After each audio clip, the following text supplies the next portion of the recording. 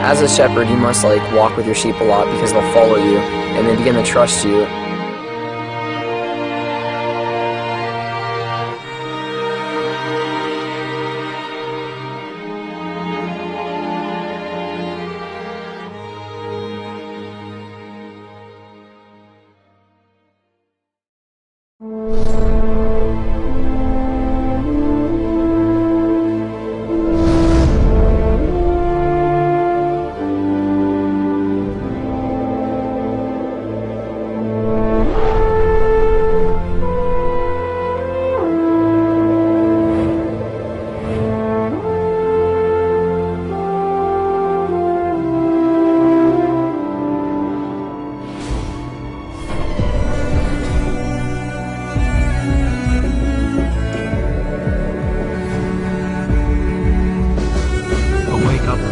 Presentation.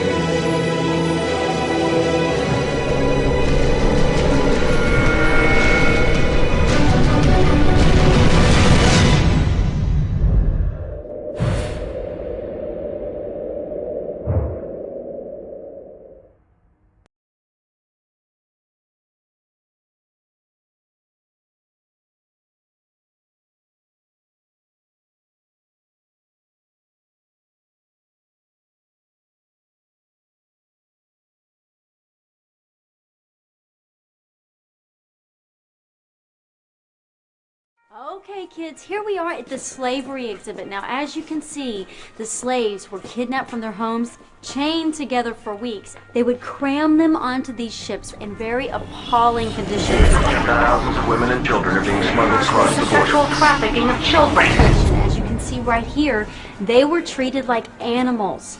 They worked all day long for no pay. In sweatshops raided by police, children forced into slave labor. Some of the slave masters were very cruel. They whipped them and they beat them, as you can see in some of these pictures. Torture and assault be brutal, even fatal. So, before moving on, are there any questions? Does this still happen today?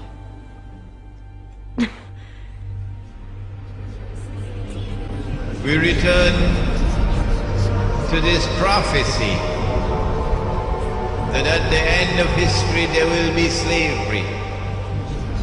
The greatest slavery of all is not the slavery which is behind us, but the slavery which is ahead of us. Can you tell which of these children was not born free? Can you tell which of these children was not born equal? Can you tell which of these children does not deserve to be treated with dignity?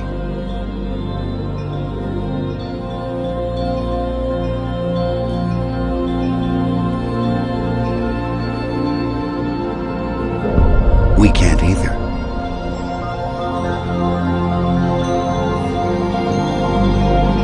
What they're doing. Let's bear in mind, we are all equal. If we are all equal, who has the right to make any demands upon you?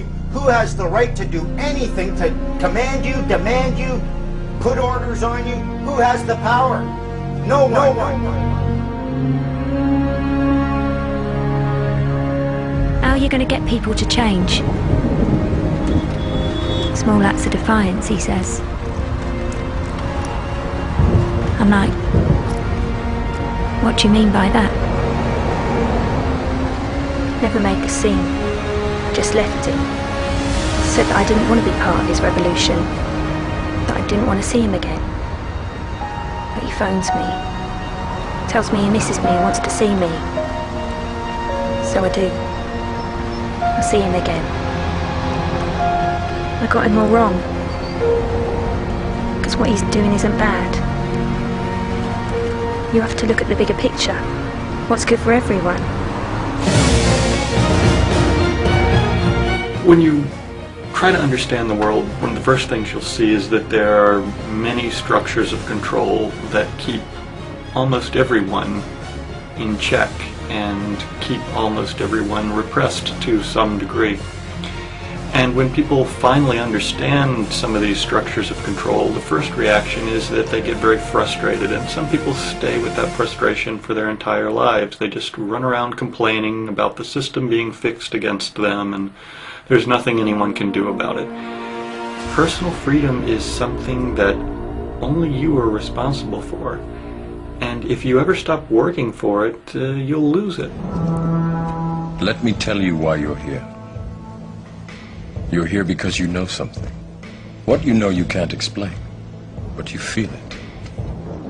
You felt it your entire life, that there's something wrong with the world. You don't know what it is, but it's there, like a splinter in your mind, driving you mad. It is this feeling that has brought you to me. Do you know what I'm talking about?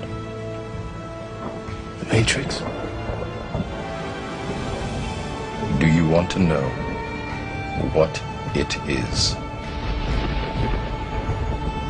The Matrix is everywhere. It is all around us.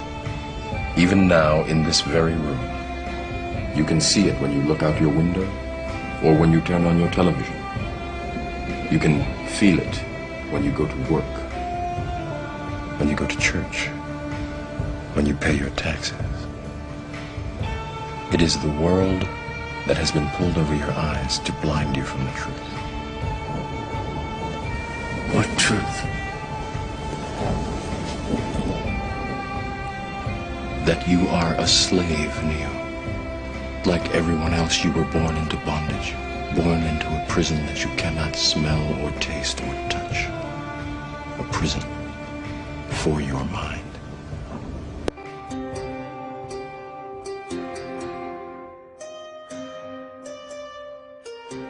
A common misconception among people is that any rule or regulation that governs them falls under one category: law.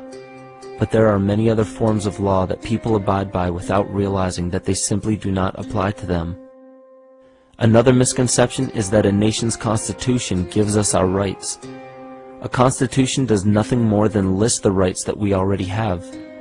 We are born with inalienable rights, endowed to us by our Creator. They are not given to us, and they cannot be given away. The most a person can do with a right is choose whether to exercise it or not. Maritime admiralty law is what's known as the law of the water. It is superseded by civil law and only applies to those who willingly contract themselves into it. The definition of admiralty law is a body of private international law governing the relationships between private entities which operate vessels on the oceans. Let's look at how and why a form of law that is fashioned to govern corporations, businesses, and vessels has imposed its rule over natural human beings. This is all done through a form of word magic. A simple perversion of language has made it possible to convince people around the world that these alternative laws apply to them. One of the predominant beliefs in modern culture is that licenses, permits, registrations, and other forms of documentation are required to operate motor vehicles, use public roads, build structures and establishments, engage in free enterprise, and much more. Sadly, these beliefs are based on little to no investigation whatsoever, and are false.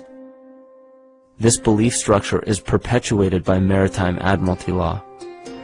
This form of law was originally created to govern ships docking in foreign nations for the import or export of products and resources. It deals with banking and merchant affairs, not civil affairs. When a product is taken off of a ship and brought into a foreign land, that nation takes custody of the resource and accounts for it with a certificate. That certificate marks the birth date of that product in the custody of the respective nation. Think of why it is supposedly required to have a certificate of live birth in the first place. The Barron's Dictionary of Banking Terms defines a certificate as a paper establishing an ownership claim. So right there, we notice that everyone with a birth certificate is defined as being owned. People are used as collateral with other nations because the U.S. is bankrupt. The United States declared bankruptcy on March 9th of 1933. At this point, the U.S. began taking out loans from a private, non-government affiliated corporation called the Federal Reserve. With no money to pay back the loans, the United States began using the citizens as collateral. All birth and marriage certificates are literally warehouse receipts. Just look at the similarities of warehouse receipts and birth certificates. Both document the date of issue, a serial number, registration number or receipt number, a description of the product, and an authorized informant to notify the appropriate government agency. With all of this information being readily available, the majority of people are unaware of their involvement with maritime admiralty law. This is possible through the manipulation of language. This admiralty law changed the meaning of the word person from a natural living person to a corporation. Driver's licenses, vehicle registrations, auto insurance forms, building permits, gun permits, work permits, tax filing documents, birth and death certificates, traffic citations, and many other forms of documentation that were once believed to be absolutely necessary only apply to persons or corporations. Upon signing such a legal document, you are indirectly waiving your rights under the Constitution and lowering your status to that of a corporation that is created with the same exact name as you. The only way to reconcile your true name from the name of the corporation is to take notice that the corporation has its name in all capital letters. This is known as capitis diminutia maxima.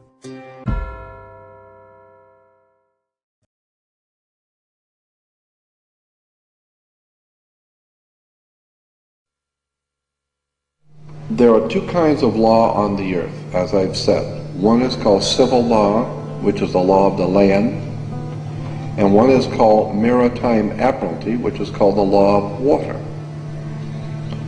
The maritime admiralty is banking law, and the law on the maritime admiralty says that you, because you came out of your mother's water, are a maritime admiralty product. This is why the ship is sitting in its berth and it's tied to the dock, and the captain has to give a certificate of manifest to the port authorities because money is changing hands. This is why when you were born, you have to have a birth certificate. You are a maritime admiralty product, and therefore your birth certificate is signed by your mother. And where your mother signed on the birth certificate, get it, you will see it does not say parent or mother, it says informant. Your mother was informing the bank that she has just produced another product to be bought and sold. England, the British Crown, through international banking, owns your physical body, and that's the law. And if you could get your original birth certificate back, you would find that on the back of the birth certificate are all the banks around the world.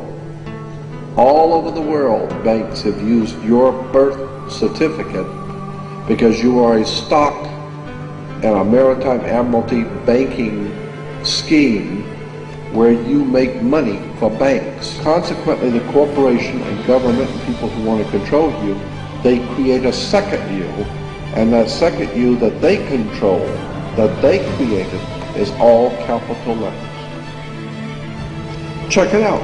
Anytime you get a bill, get a lawsuit, you get a fine, ticket, somebody sends you a bill from the Department of Water and Power, check it out on your driver's license, on your Social Security card, on your insurance card, anything, period, anything having to do with business, your name will always be all capital letters, because only all capital letters can be dealt with by banks and government. Anytime you have a name upper or lowercase, that applies to you. I got no control of you. You sign a contract in which your name is in all capital letters, now I can take it to court.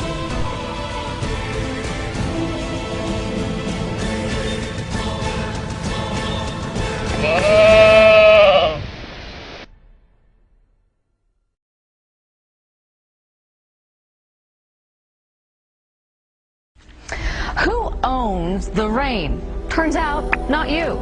You're actually breaking the law if you try to capture rain falling onto your roof and pour it on your flower bed. A prominent Utah car dealer found that out when he tried to do something good for the environment. John Hollenhorst has the surprising story. Rebecca Nelson captures rainwater in a barrel and she pours it on her plants. We can fill up a barrel in one rainstorm, so it seems a waste to let it just fall into the gravel. Car dealer Mark Miller wanted to do pretty much the same thing on a bigger scale. He collects rainwater on the roof of his new building, stores it in a cistern, and hopes to clean cars with it in a new water-efficient car wash. But without a valid water right, state officials say he can't legally divert rainwater. I was surprised. We thought it was our water. We all know that there's some crazy stuff happening out there, eh? I mean, we've got government agents coming up to us, telling us that we're all equal. They make demands upon us that we know we could never make upon them. Where's the equality? On the screen, there's a little baby. That's Elizabeth Annie Lane. She's a little baby, came into my life about 4.5 years ago. 2 days after the birth of Elizabeth, ministry workers came in, removed her. No investigation, no assessment. Claimed she only had one caregiver. We said, you're wrong, we're a family, we're going to meet you in court. They told us if we tried doing that, they'd see to it. She spent the first 5 years of her life going from foster home to foster home to foster home. Shut me up in court, cost me my baby. Folks, anyone who knows me, shutting me up even for a moment is a bit of a trick. They cost me my baby. I sat down with their Act Black's Law Dictionary on one side, Bouvier's on the other. I had an Old English dictionary. I looked up every single word in there. It took me 3 days and I finally saw it. Have you ever seen these laser pictures? You see nothing until you focus past it, and then a 3D picture pops into your head. Have you seen those? This is exactly what I saw when I did my statute deconstruction. I looked through and I suddenly saw what they were doing. This is their little trick. You are not obliged to register your children. If you do, it is at that point that you're creating a legal entity or a person. You are associating this person with your offspring.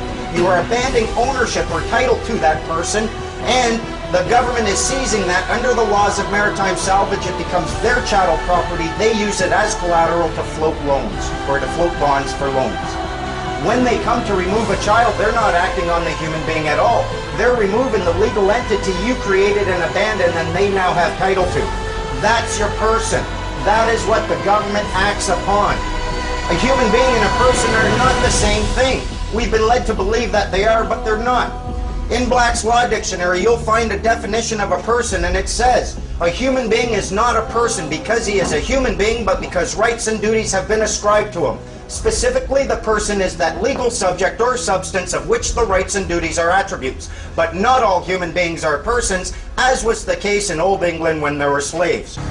Right now, the officer's going to take a look at my affidavit of truth. I've stated that I'm not driving, I'm traveling. Right there, for my own protection, I'm filming it. I'm wondering what he's going to do. He's reading my affidavit of truth right now. Yeah, so I'll get back to you. He's also stated that I'm under obligation to carry photo ID, which I'm obviously not. That's the officer right there, car 77.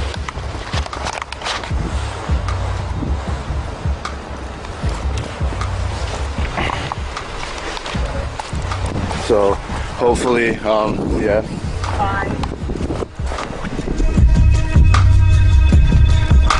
There we go, car 77. Officer did not state who he was. There's my dad.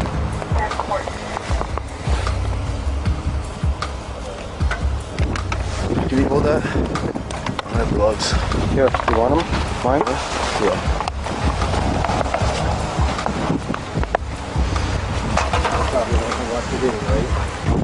There's another police officer showing up. I've already informed the officers of my rights, this and that.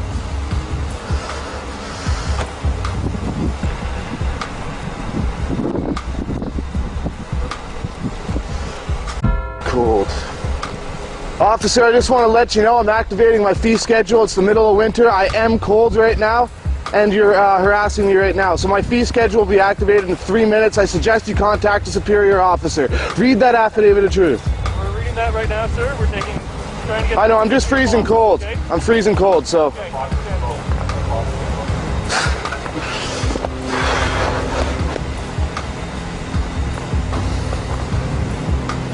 So, summed up, I've been pulled over. I guess the cops saw me right there.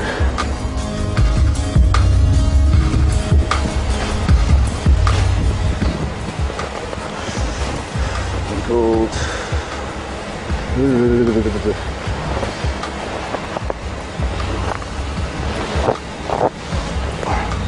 Here, hold that. And I'm not trying to be a dick. I'm trying to inform you. You're giving us a lot of stuff to review. I don't care enough to bill the guy. He has no idea what's going on. Well, look at that. Later on, at least they didn't have a handcuffed you. I know. That one guy was using. For the record, I also informed the officer I was operating under protest and duress. Hey, all those documents come back.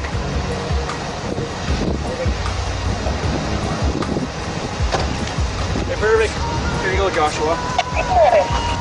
So, you don't have a driver's license, correct? No. And no insurance, correct? Do you have insurance? No. I'm working on that right now, doing it through, it's not a registered motor vehicle, right? So it's not under you guys' jurisdiction. I'm not trying to cause troubles, nothing, but I am getting insurance on it, but it's through my society that I'm part of. Okay, perfect. So I don't, obviously, like, I only use it to travel around and get my girlfriend home from work and stuff like that. Okay. So. Well, once you go on to the highway, you need to have insurance. So take care of all the proper avenues that you need to take. And if I make a determination that charges are applicable.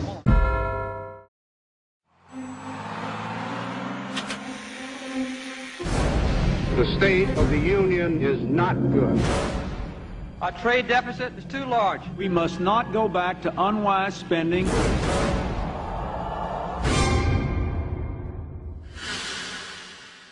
This is America.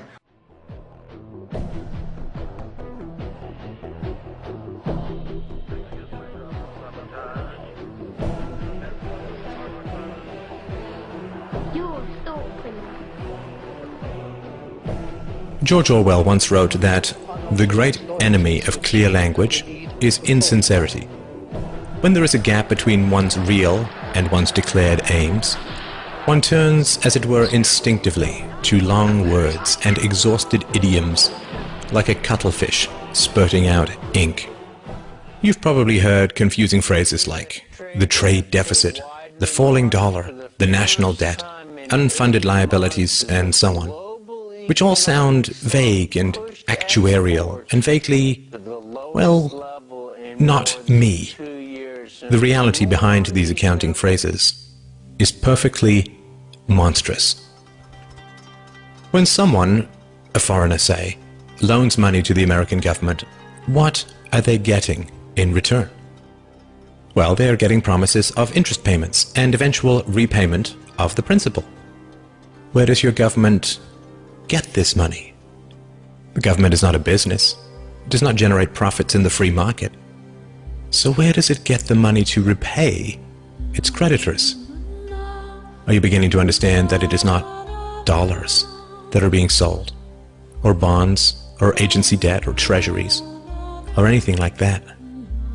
Where is your government going to get the money to pay off its creditors?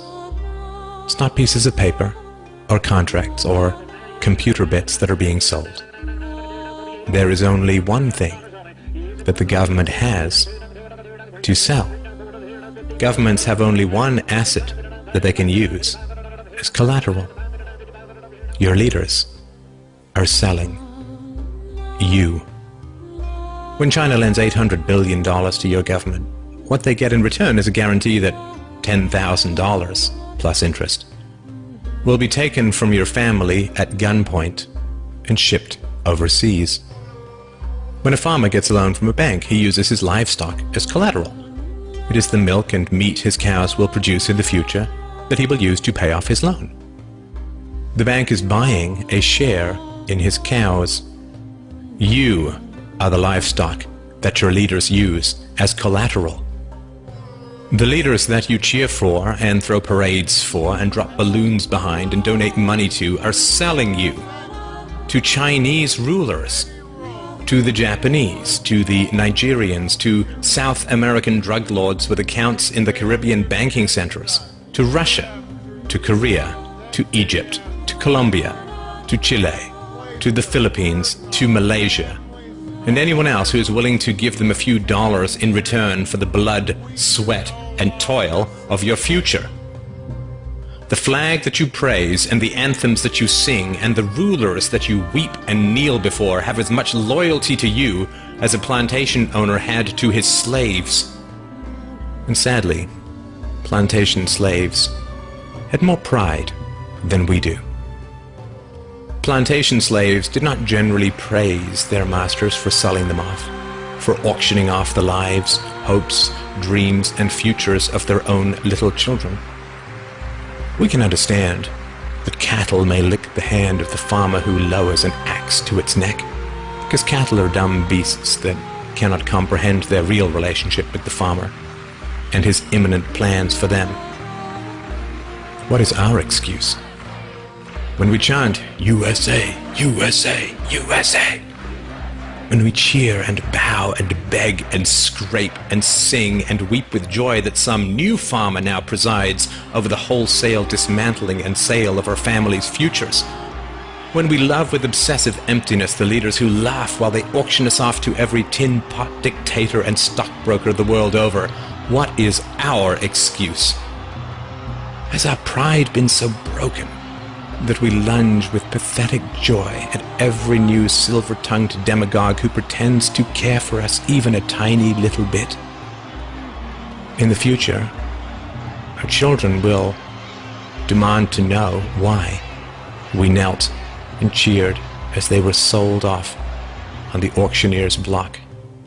This video, and my life's work, is my answer to my child. What's yours?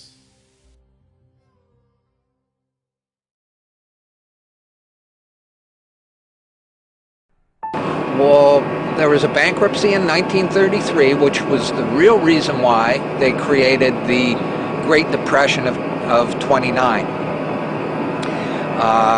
To get people to beg for social insurance. Now, here in Canada, we call it social insurance. In the United States, they fought revolutionary wars and they fought civil wars. And they understood that security was a better word. It sounded better to the Americans. And so to sell it to the Americans, they called it social security. But they themselves call it social insurance, and that's what it is. Okay, so now having said that, I'll go back to this document, which you can get from the freedompool.org online. And this was a meeting. Okay, this is what House said. Very soon, every American will be required to register their biological property. That's the birth certificate. They will be required to register their biological property in a national system designed to keep track of the people and that will operate under the ancient system of pledging. By such methodology, we can compel people to submit to our agenda, which will affect our security as a chargeback for our fiat paper currency. Every American will be forced to register or suffer not being able to work and earn a living, the sin. They will be our chattel. That means slaves, it means collateral. You're secured as collateral.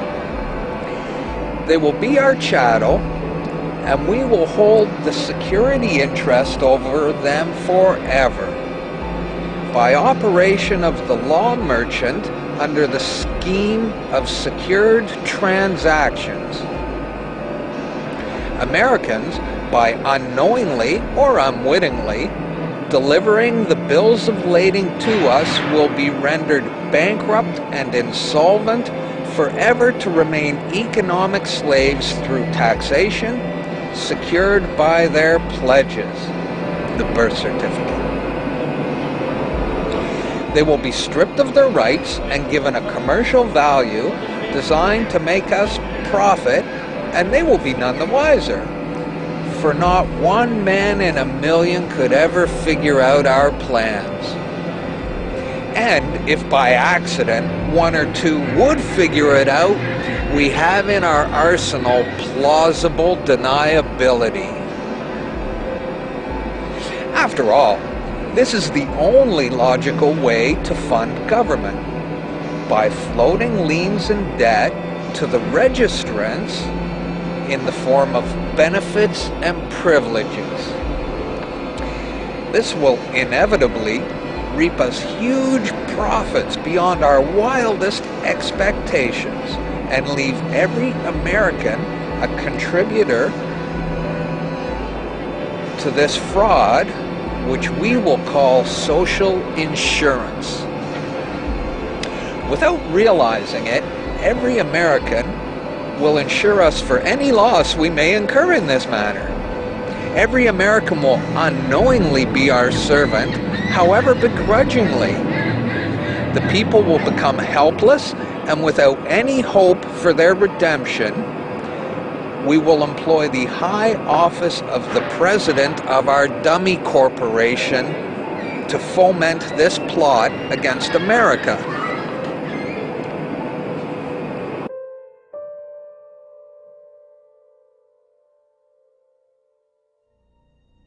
This is a certified true copy of my live statement of birth.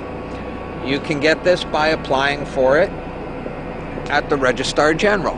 They'll give it to you. And it's very interesting because this is where it all began. This is the foundation document. All identification is generated from this document.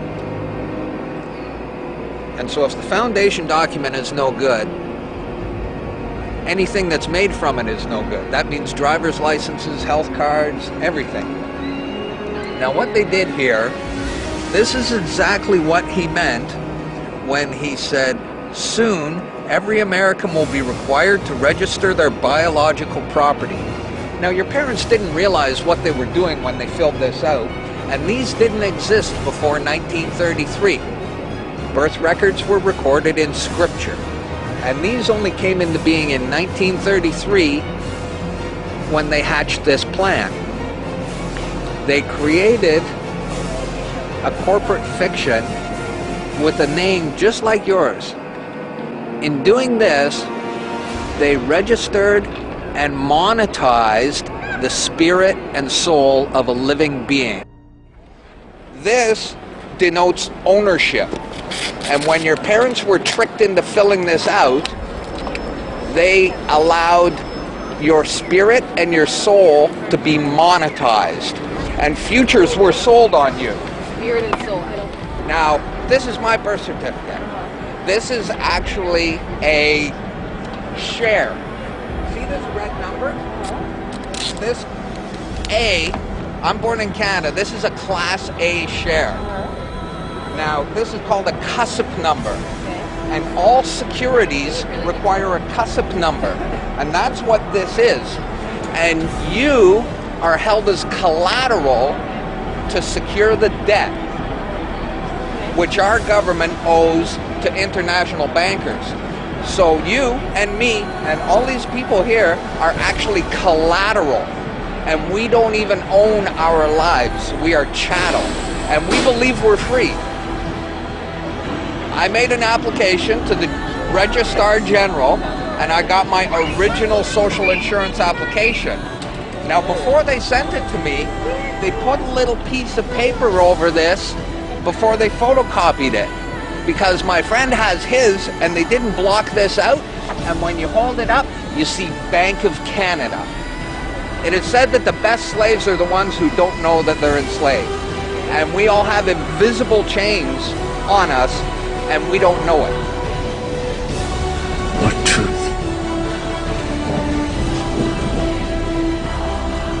That you are a slave here. Like everyone else, you were born into bondage, born into a prison that you cannot smell or taste or touch. A prison for your mind. We're talking about big bucks. We're not talking about hundreds of millions or even hundreds of billions now. We're talking about trillions of dollars. The obligation is immeasurable. Nobody can measure it. This door's wide open now. It's gonna happen, whether you like it or not. Do you notice that they have the same amount of ink on them?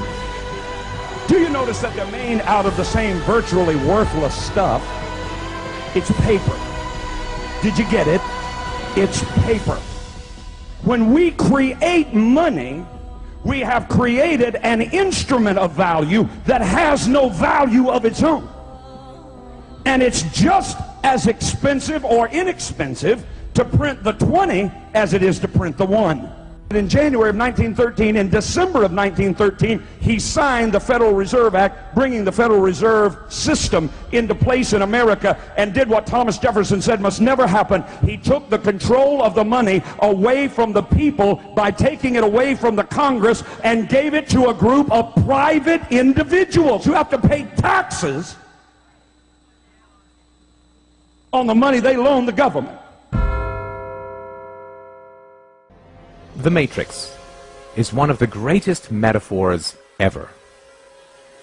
Machines invented to make human life easier end up enslaving humanity.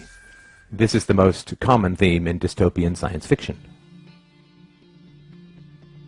Why is this fear so universal, so compelling? Is it because we really believe that our toaster and our notebook will end up as our mechanical overlords? Of course not. This is not a future that we fear, but a past that we are already living. Supposedly, governments were invented to make human life easier and safer, but governments always end up enslaving humanity. That which we create to, quote, serve us, ends up ruling us.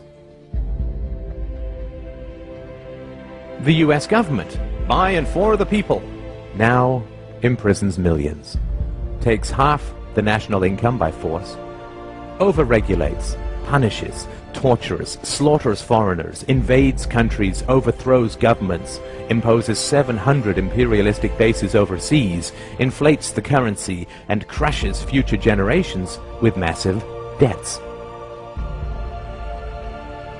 That which we create to serve us ends up ruling us. The problem with the state as servant thesis is that it is historically completely false, both empirically and logically. The idea that states were voluntarily invented by citizens to enhance their own security is utterly untrue. Before governments in tribal times, human beings could only produce what they consumed. There was no excess production of food or other resources. Thus there was no point owning slaves, because the slave could not produce any excess that could be stolen by the master. If a horse pulling a plow can only produce enough additional food to feed the horse, there's no point hunting, capturing, and breaking in a horse. However, when agricultural improvements allowed for the creation of excess crops, suddenly it became highly advantageous to own human beings. When cows began to provide excess milk and meat, owning cows became worthwhile.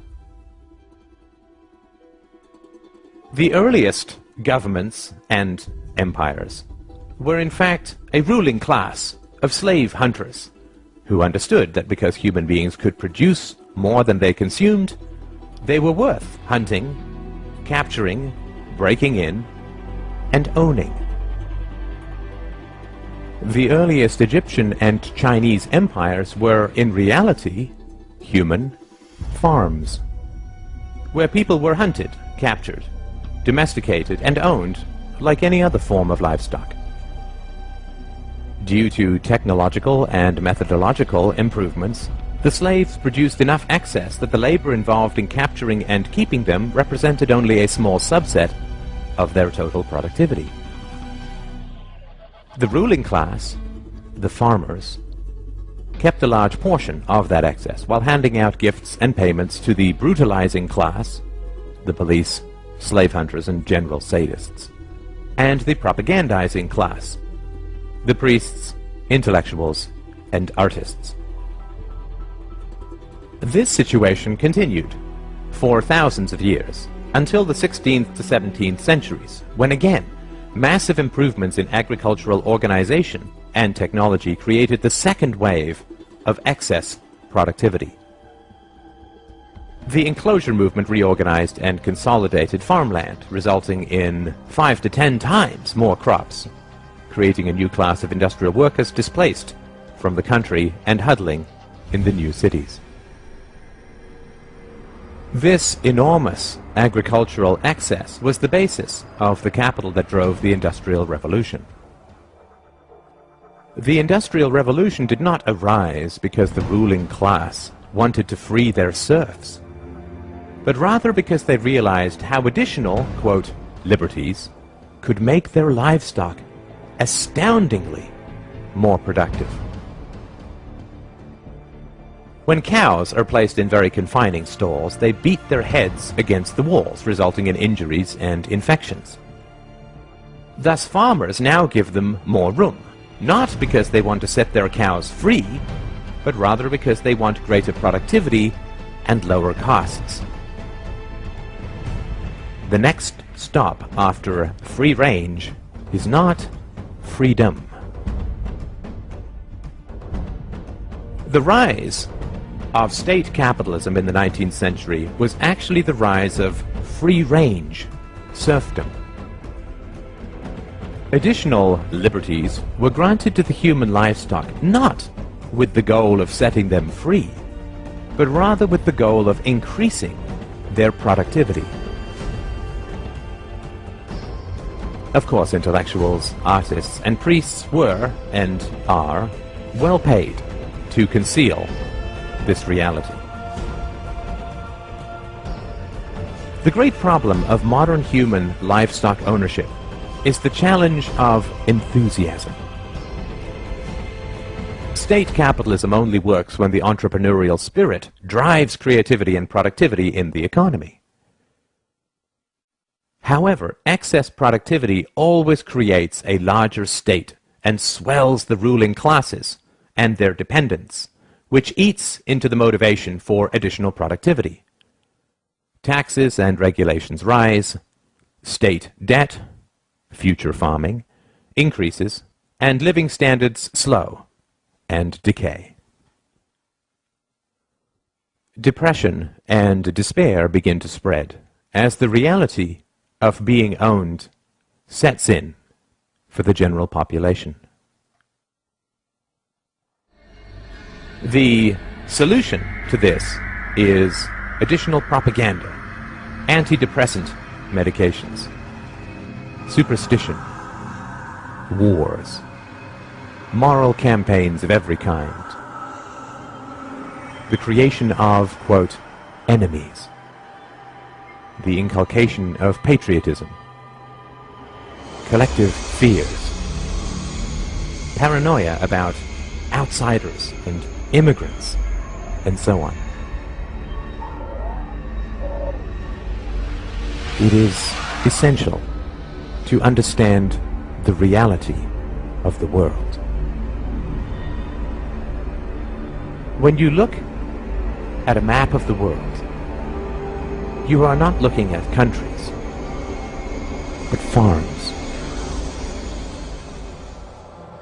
You are allowed certain liberties: limited property ownership, movement rights, freedom of association and occupation, not because your government approves of these rights in principle, since it constantly violates them, but rather because free-range livestock is so much cheaper to own and so much more productive. It is important to understand the reality of ideologies. State capitalism, socialism, communism, fascism, democracy. These are all livestock management approaches. Some work well for long periods, state capitalism, and some work very badly, communism. They all fail eventually because it is immoral and irrational to treat human beings as livestock. The recent growth of freedom in China, India, and Asia is occurring because the local state farmers have upgraded their livestock management practices. They have recognized that putting the cows in a larger stall provides the rulers more milk and meat. Rulers have also recognized that if they prevent you from fleeing the farm, you will become depressed, inert, and unproductive. A serf is the most productive when he imagines he is free. Thus, your rulers must provide you the illusion of freedom in order to harvest you most effectively. Thus, you are allowed to leave, but never to real freedom, only to another farm, because the whole world is a farm. They will prevent you from taking a lot of money. They will bury you in endless paperwork. They will restrict your right to work, but you are, quote, free to leave. Due to these difficulties, very few people do leave, but the illusion of mobility is maintained. If only 1 out of 1,000 cows escapes, but the illusion of escaping significantly raises the productivity of the remaining 999, it remains a net gain for the farmer. You are also kept on the farm through licensing. The most productive livestock are the professionals.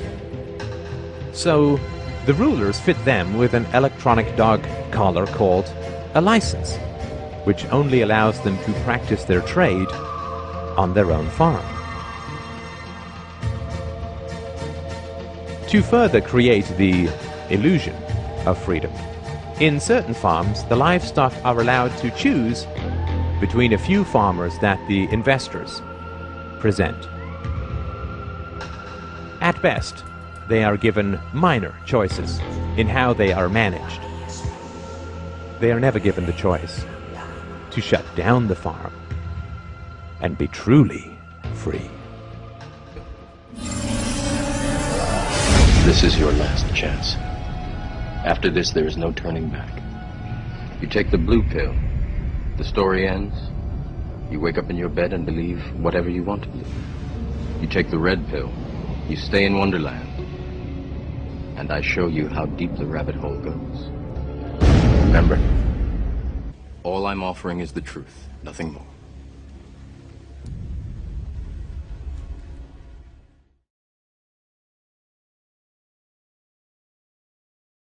The thinkers, the artists, the scientists, the inventors stood alone against the men of their time. Every new thought was opposed, every new invention was denounced. But the men of unborrowed vision went ahead. They fought, they suffered, and they paid, but they won. No creator was prompted by a desire to please his brothers. His brothers hated the gift he offered. His truth was his only motive. His work was his only goal. The creation which gave form to his truth. He held his truth above all things and against all men. He went ahead, whether others agreed with him or not. with his integrity as his only banner. When Allah spoke of riba in the Quran, He was speaking about lending money on interest. And we have explained why He has prohibited it. If you allow money to be lent on interest, then the rich will remain permanently rich and keep on growing richer. And the poor will be imprisoned in permanent poverty and grow constantly poorer. And if the one who wants to rule the world can get the rich on his side, then he will use the rich to control the poor, to control the world.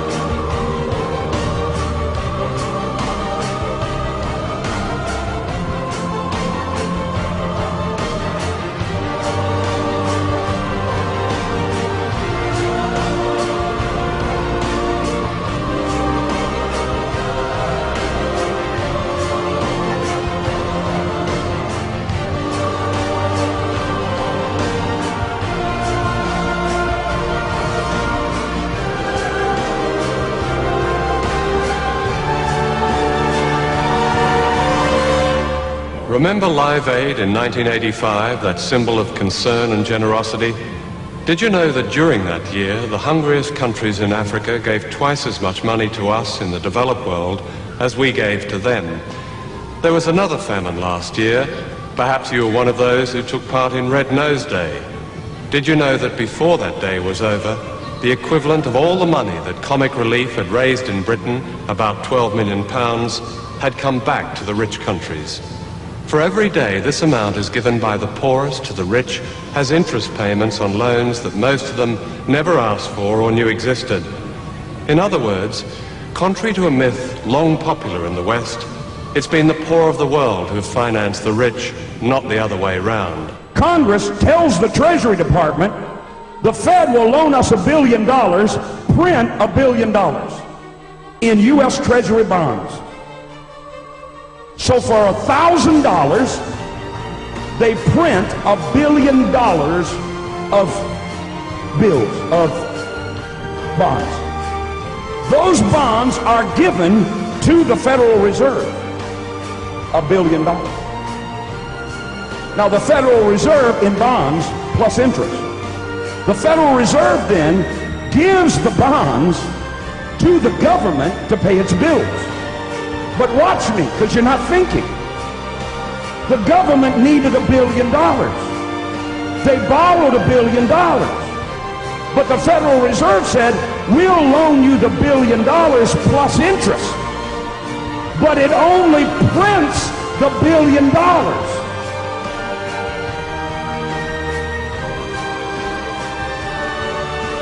So the interest payments are never created and put into the system. So how is the government ever going to pay them back?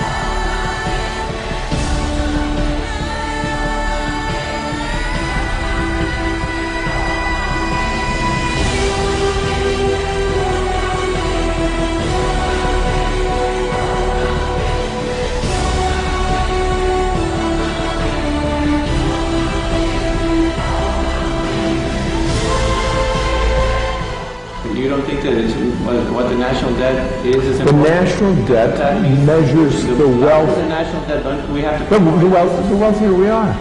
The larger the The national debt, the wealthier it's an we indication are. of the wealth of the country. You're right. So the more you owe, the more you're worth? I'll say it slowly, okay? That here. Can you explain to the viewers Look, Jan, me at the come on, same time how it is that we become get more real. wealthy Jan, get by real. I can't explain. turning in If you shut up, $2 debts. Jan, I think This year. this interview's come to an end. Someday, when you shut up and you want to talk about something, let's talk about this. Thank you. Well, we're done. Get out of here. Let's just change the subject. We got to talk about something else. Listen, you get the fuck out of here. I'll throw you out the window. Out.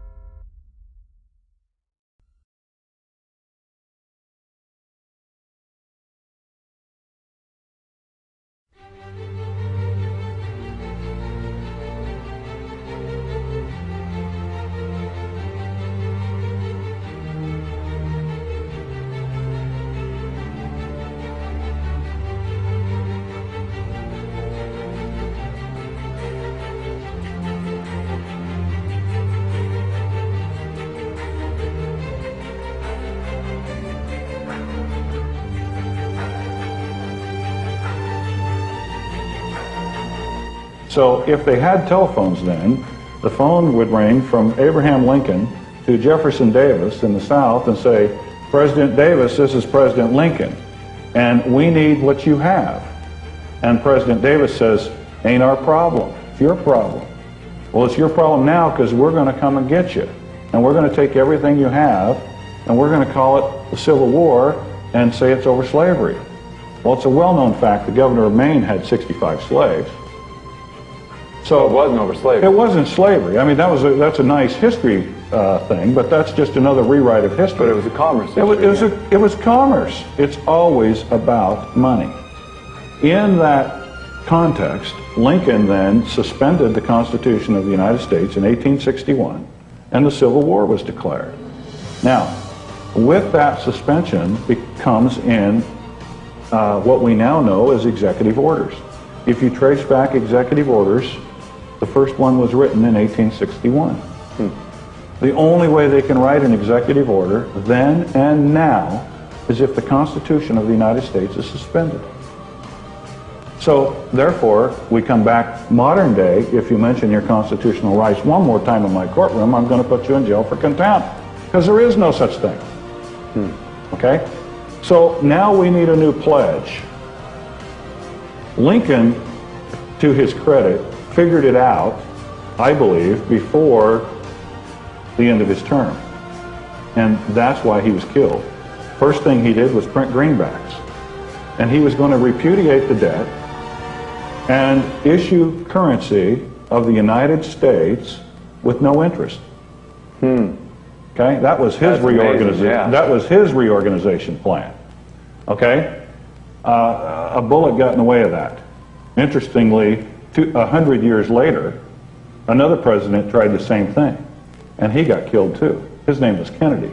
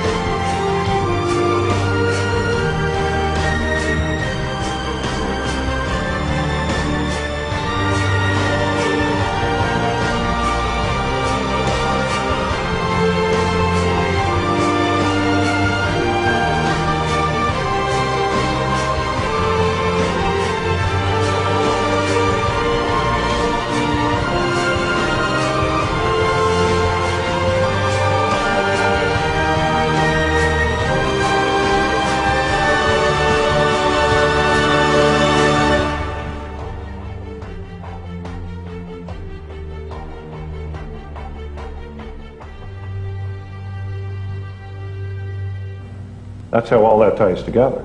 Kennedy printed U.S. notes, and he was going to issue those. Lyndon Johnson's first executive order was to rescind that order that Kennedy had written to issue U.S. notes. Now, if you go then to 1860 and 61, we got to make a new pledge. We pledge all the assets of the South. And in that comes the ratification of the 14th Amendment. In 1871, there's a government called, a corporation called the Government of the District of Columbia. February 19th, 1871. In 1878, the name of that corporation is changed to the United States.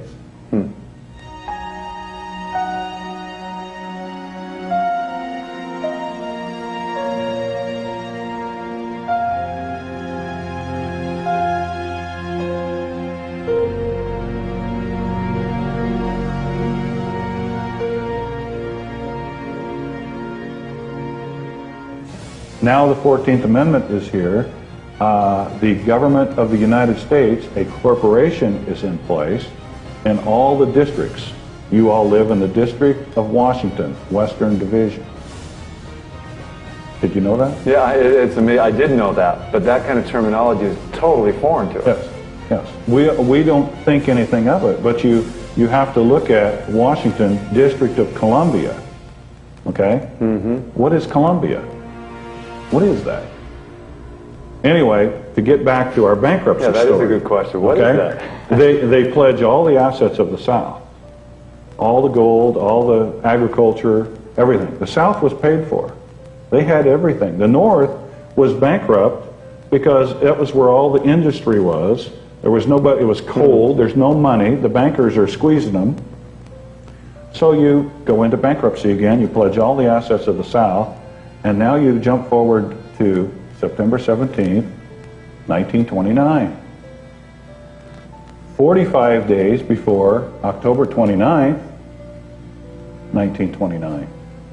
When everybody knows what happens then, the stock market crashes. Roosevelt gets elected in 1932, and the first thing he does for the first approximately 100 days is rewrite everything in this country. He stacks the Supreme Court to back every decision he makes as constitutional, but there's a problem. There's got to be another pledge made because we're still in reorganization. Now, if they've pledged the South, and in 1929 they recaptured all the land because all the farmers went bankrupt, and the banks held all the paper, what is there left to pledge? The only thing left is the people, is the people, is the people, is the people, is the people, is the people. Why do they hate us? They hate what they see right here in this chamber. A democratically elected government. Their leaders are self-appointed. They hate our freedoms. Why the international terrorist movement hates us so much.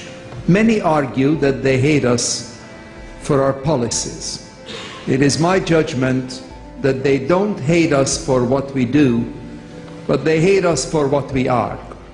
We are open, tolerant, accepting of others, and this is diametrically opposed to what the fanatic terrorists believe in. They reject our respect for life, for individual rights. They reject our conception of personal choice in the way we dress and the way we educate our children, in our choice of music and art, choices I should say. It's a completely different world outlook. And therefore you're absolutely right when they say that they hate the West, not for what it does, but for what it is. It is. We are a target because of who we are and how we live, our society, our diversity, and our values. Values such as freedom, democracy, and the rule of law.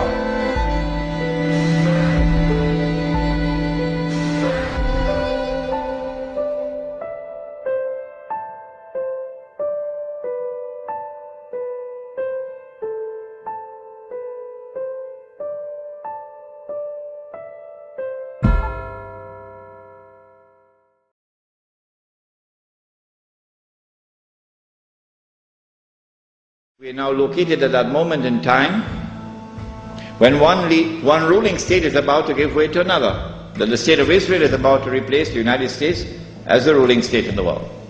When Israel takes over from the United States with that big war which is about to take place, and the American economy collapses and the US dollar collapses and all the paper money in the world collapses, and this is going to be my lecture next Wednesday, inshallah, on Islam and the international monetary system, please come to it. Then we see that transfer of power. Israel takes control of the oil, for example, of the Middle East. When Israel becomes the ruling state in the world, then the Jews will say, the golden age has come again. The prophecy is being fulfilled. But they're being deceived in the grandest and most magnificent deception mankind has ever witnessed. No, this is not the golden age. You've been deceived by Al-Masih al-Dajjal.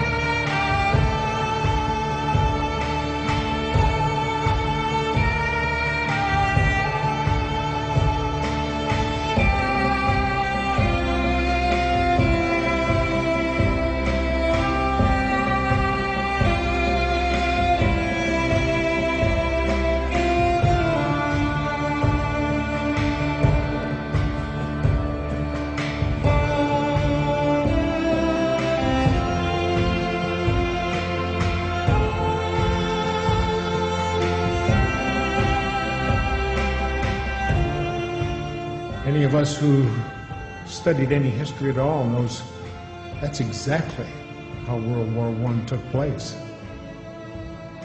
Then World War II was fomented between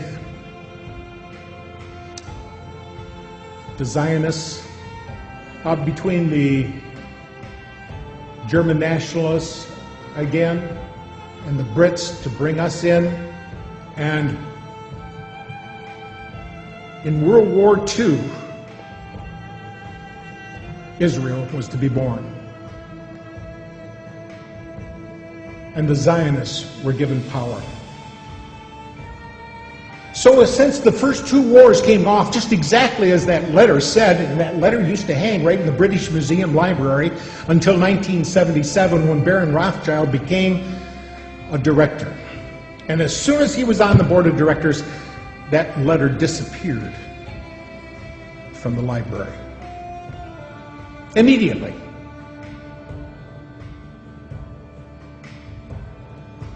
But since that letter so clearly delineated the first two world wars, I think we have to look at it seriously and take it to heart when it says in there so clearly that the Third World War will be fomented between the Zionists and Islam. Does anybody see that materializing today? Every place we look, we can see it happening. And we can see the power they have here in this country to run things and to pull the nastiest little scams, and America believes it. Because they don't realize who it is that owns the newspapers. They don't realize who it is that owns the television. And sometimes they don't care. As long as there's going to be football on the Monday night and I got beer at hand, that's all that counts. So there, we have figured it out. Go back to bed, America. Your government has figured out how it all transpired. Go back to bed, America. Your government is in control again. Here's American Gladiators. Watch this. Shut up. Go back to bed, America. Here is American Gladiators. Here is 56 channels of it. Watch these pituitary retards bang their fucking skulls together and congratulate you on living in the land of freedom. Here you go, America. You are free to do as we tell you. You are free to do as we tell you. Okay, we say we've got freedom of press in this country, and some folks have said that you've got freedom of press as long as you own it. Well, who owns the media? And when I say that, I mean it not literally, but as far as who controls the information that goes out in the media. An example, NBC is owned by General Electric, and General Electric is one of the top 10, if not top 5 defense contractors. Is NBC going to expose a news story that might in some way impede a contract negotiation, which can mean a lot of money for General Electric? I don't think so. So the point here is that we have elected officials, both Republicans and Demopublicans, that cater to who? Certainly not the common people. We don't have the huge amounts of money to contribute to their election campaigns. The people that contribute the most amount of money are the corporations. And so that representative or senator is going to do what is going to be in the best interest of those corporations. So if the corporations are controlling and influencing our elected officials, we must also take a look at the mainstream media. Who pays the bulk of the advertising dollars that keep the mainstream network news going? It's the major corporations. So what we have now is we have corporate control of elected officials, corporate control of the media, and this is why some people are now calling it the corporate Borg, because they have assimilated several different areas of our entire society. The corporations control agriculture, technology, manufacturing, industry, education, communication. They control our elected officials. This is not a government of, by, and for the people. It is a government of, by, and for the corporation. And by definition, when business controls government, that is inescapably fascism. And then if the global currency crisis unfolds, then inevitably you get, I guess, an alignment under a global world government, a new global currency, and a new world order. So we may be moving towards that. It's impossible to predict the time when confidence will be lost, but it can come quickly. Resorting to buying other paper currencies will not be of much help. When the dollar crashes, most likely the purchasing power of all currencies, since all currencies hold dollars as a reserve, will go down as well. This means that dollars and other currencies will go into buying consumer items, precious metals, and other physical properties. Consumer prices will soar, as well as interest rates. The central bank will lose control, and the more they inflate, the worse the confidence becomes. The interest rates will respond to these efforts by rising sharply. If the Fed tries to reverse the run on the dollar, interest rates will also soar, and the pain on American citizens will be of such proportion that political chaos will result. Either scenario leads to political and social chaos, the third event, and the most dangerous. With no ability of the federal government to fund its commitments, international and domestic, major changes will occur in our system. The social unrest will elicit cries for government to exert unusual force to head off a complete breakdown of law and order. The ultimate trap will be set for a system of government claiming to protect a free society. If more power and police authority are not given to the federal government, it will be argued that only anarchy will result. If more government policing power is given, it will mean a lethal threat to civil liberties.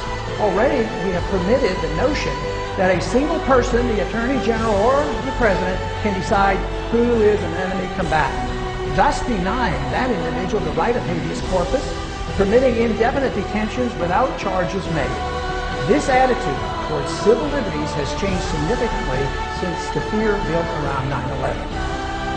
Yes, I know, declaring one an enemy combatant is reserved only for the radical Muslims engaged in terrorism against the United States. To be reassured by this reasoning is quite dangerous and naive. Logic should not lead us to equate suspects with terrorists and include American citizens, and yet this has already been set by precedent. Under difficult circumstances, our political leaders will not be hesitant to use these powers to maintain order. Tragically, the people may even demand it. We are rapidly moving toward a dangerous time in our history. Society as we know it is vulnerable to political and social unrest. This impending crisis comes as a consequence of our flawed foreign and domestic economic policies, a silly notion about money, ignorance about central banking, and ignoring the onerous power and mischief of out-of-control intelligence agencies.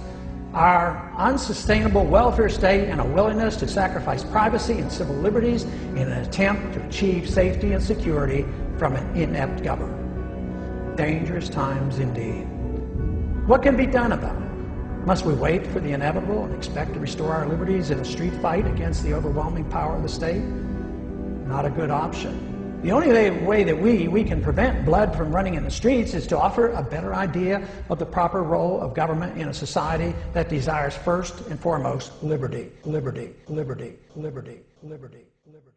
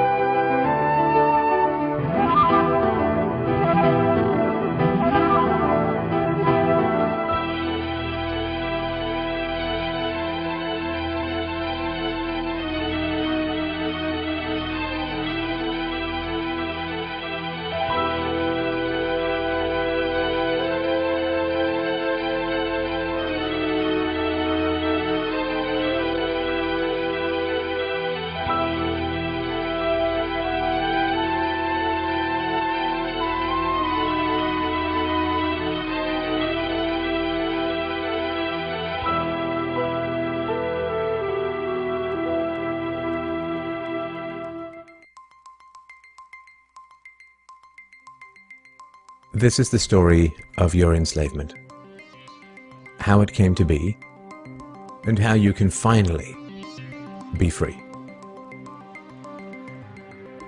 Like all animals, human beings want to dominate and exploit the resources around them. At first we mostly hunted and fished and ate off the land, but then something magical and terrible happened to our minds. We became, alone among the animals, afraid of death and of future loss.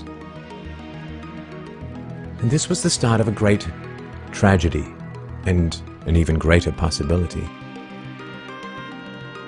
You see, when we become afraid of death, of injury and imprisonment, we become controllable and so valuable in a way that no other resource could ever be.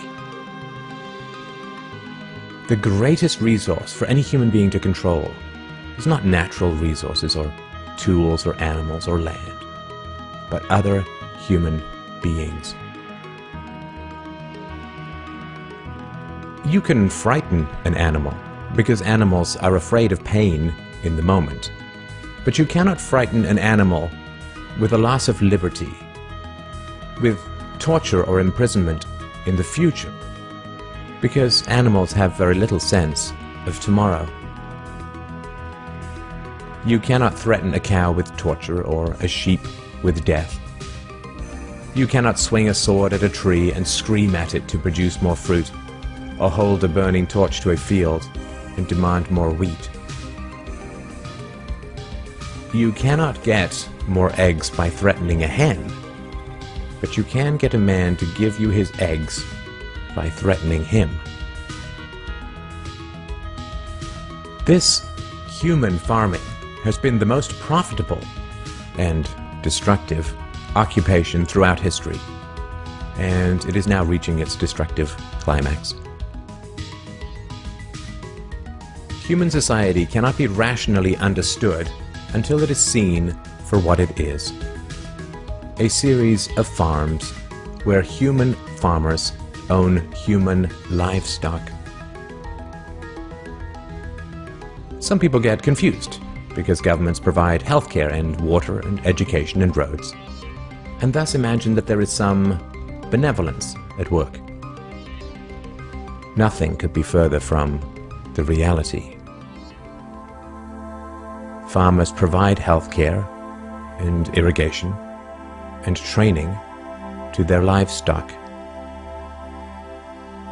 Some people get confused because we are allowed certain liberties and thus imagine that our governments protect our freedoms. But farmers plant their crops a certain distance apart to increase their yields, and will allow certain animals larger stalls or fields if it means they will produce more meat and milk. In your country, your tax farm, your farmer grants you certain freedoms, not because he cares about your liberties, but because he wants to increase his profits. Are you beginning to see the nature of the cage you were born into? There have been 4 major phases of human farming. The first phase in ancient Egypt was direct and brutal human compulsion. Human bodies were controlled, but the creative productivity of the human mind remained beyond the reach of the whip and the brand and the shackles. Slaves remained woefully underproductive and required enormous resources to control. The second phase was the Roman model, wherein slaves were granted some capacity for freedom, ingenuity, and creativity, which raised their productivity. This increased the wealth of Rome, and thus the tax income of the Roman government, and with this additional wealth Rome became an empire, destroying the economic freedoms that fed its power, and collapsed. I'm sure that this does not seem entirely unfamiliar. After the collapse of Rome, the feudal model introduced the concept of livestock ownership and taxation. Instead of being directly owned, peasants farmed land that they could retain as long as they paid off the local warlords.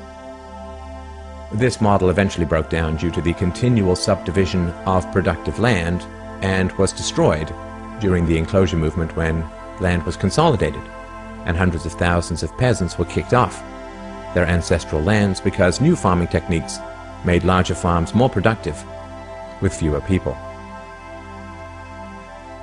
The increased productivity of the later Middle Ages created the excess food required for the expansion of towns and cities, which in turn gave rise to the modern democratic model of human ownership. As displaced peasants flooded into the cities, a huge stock of cheap human capital became available to the rising industrialists. And the ruling class of human farmers quickly realized that they could make more money by letting their livestock choose their own occupations. Under the democratic model, direct slave ownership has been replaced by the mafia model. The mafia rarely owns businesses directly, but rather sends thugs around once a month to steal from the business owners.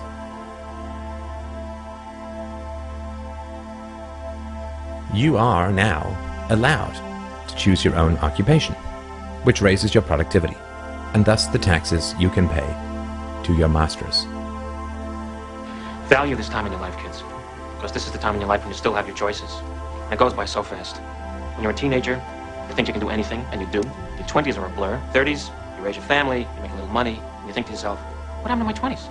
40s, you grow a little pot belly, you grow another chin. The music starts to get too loud. One of your old girlfriends from high school becomes a grandmother. 50s, you have a minor surgery. You'll call it a procedure, but it's a surgery. 60s, you'll have a major surgery. The music is still loud, but it doesn't matter because you can't hear it anyway. 70s, you and the wife retired to Fort Lauderdale. Start eating dinner at 2 o'clock in the afternoon. You have lunch around 10, breakfast the night before. Spend most of your time wandering around malls looking for the ultimate soft yogurt and muttering, how come the kids don't call? How come the kids don't call? The 80s, you'll have a major stroke. You end up battling with some Jamaican nurse who your wife can't stand, but you call mama. Any questions? Your few freedoms are preserved because they are profitable to your owners. The great challenge of the democratic model is that increases in wealth and freedom threaten the farmers. The ruling classes initially profit from a relatively free market in capital and labor, but as their livestock become more used to their freedoms and to growing wealth, they begin to question why they need rulers at all. Ah well, nobody ever said that human farming was easy.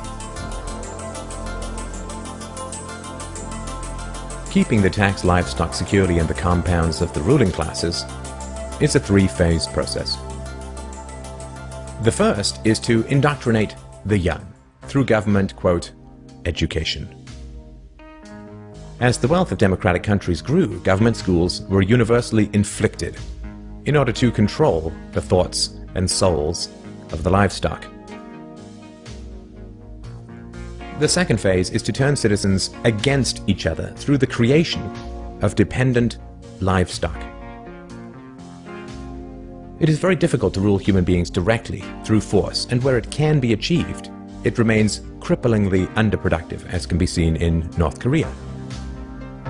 Human beings do not breed well or produce efficiently in direct captivity. But if human beings believe that they are free, then they will produce much more for their farmers. The best way to maintain this illusion of freedom is to put some of the livestock on the payroll of the farmer. Those cows that become dependent on the existing hierarchy will then attack any other cows who point out the violence, hypocrisy, and immorality of human ownership. Officers positioned Grant face first on the floor with one officer near his head, a second near his back, and a third officer standing nearby. There appeared to be a brief struggle. Then, a 2-year veteran BART officer stands, draws his weapon, and fires.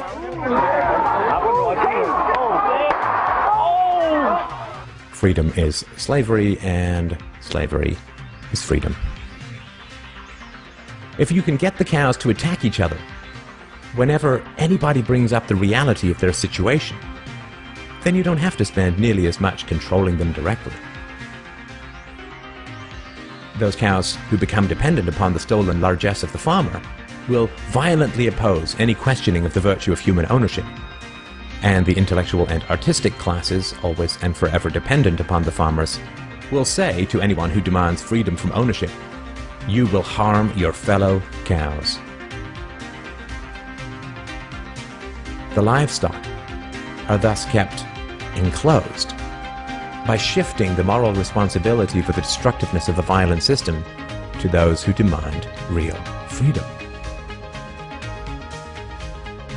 The third phase is to invent continual external threats so that the frightened livestock cling to the protection of the farmers.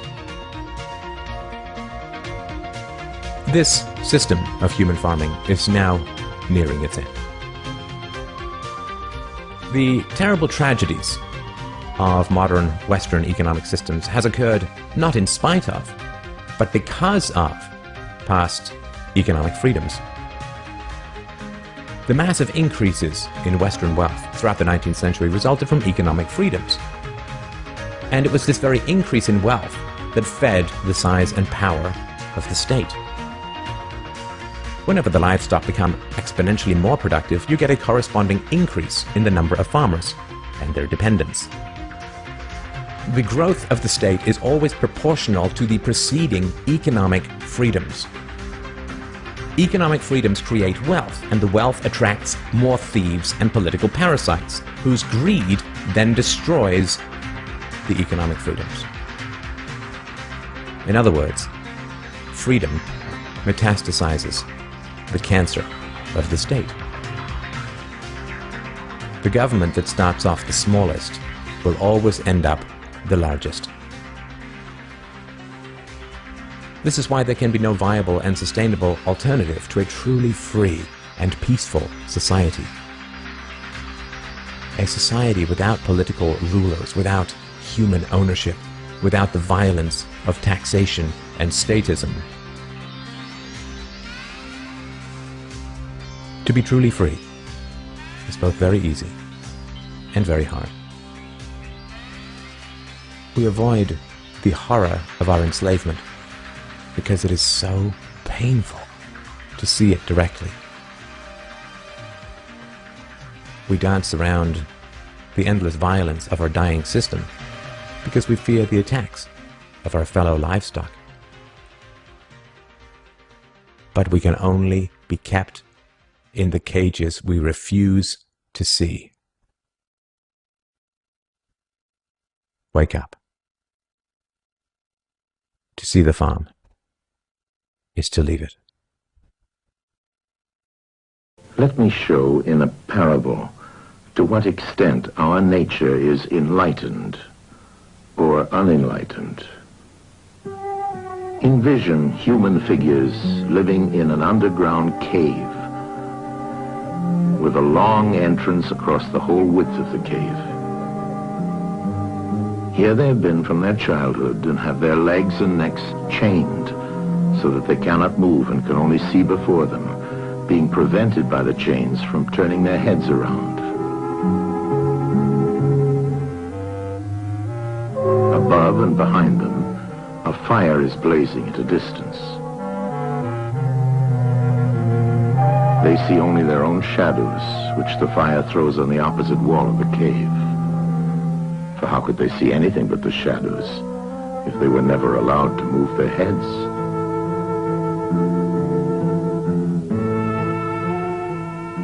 Between the fire and the prisoners, there is a raised way and a low wall built along the way like the screen which puppet players have in front of them, over which they show the puppets.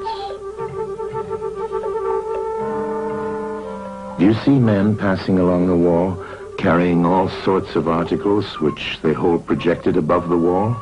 Statues of men and animals made of wood and stone and various materials?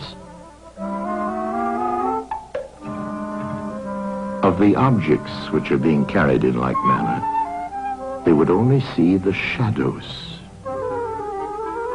And if they were able to converse with one another, would they not suppose that they were naming what was actually before them?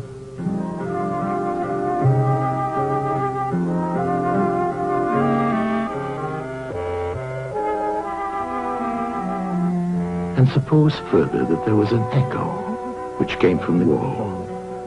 Would they not be sure to think when one of the passers-by spoke that the voice came from the passing shadows? To them, the truth would be literally nothing but the shadows of the images. And now look again and see what will naturally follow if one of the prisoners is released. At first, when he is liberated and compelled suddenly to stand up and turn his head round and look towards the light, all this would hurt him, and he would be much too dazzled to see distinctly those things whose shadows he had seen before. And then conceive someone saying to him that what he saw before was an illusion. But that now, when he's approaching nearer to reality and his eyes turn toward more real existence, he has a clearer vision. What will be his reply? And you may further imagine that his instructor is pointing to the objects as they pass and requiring him to name them. Will he not be perplexed? Will he not think that the shadows which he formerly saw are truer than the objects which are now shown to him? And suppose once more that he is reluctantly dragged up a steep and rugged ascent and held fast until he is forced into the presence of the sun himself. When he approaches the light, his eyes will be dazzled, and he will not be able to see anything at all of what are now called realities. He will require to grow accustomed to the sight of the upper world.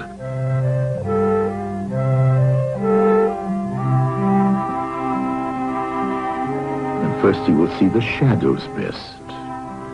Next, the reflections of objects in the water, and then the objects themselves.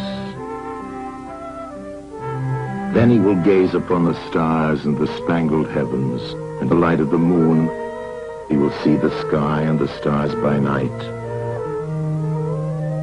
Last of all, he will be able to see the sun, and not mere reflections of it in the water, but he will see the sun in its own proper place, and not in another. And he will contemplate the sun as it is. Will he not then proceed to argue that it is the sun who gives the season and the years, and is the guardian of all that is in the visible world, and in a certain way the cause of all things which his fellows have been accustomed to behold?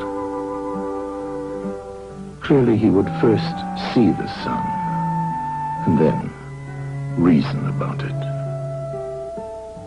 And when he remembered his old habitation and what was the wisdom of the cave and his fellow prisoners, do you not suppose that he would bless himself for the change and pity them?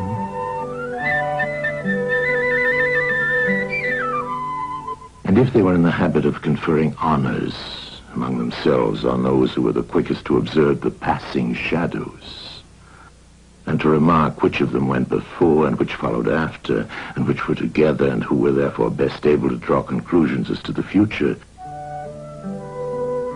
do you think that he would care for such honors and glories, or envy the possessors of them? Would he not say with Homer, "Better to be the poor servant of a poor master,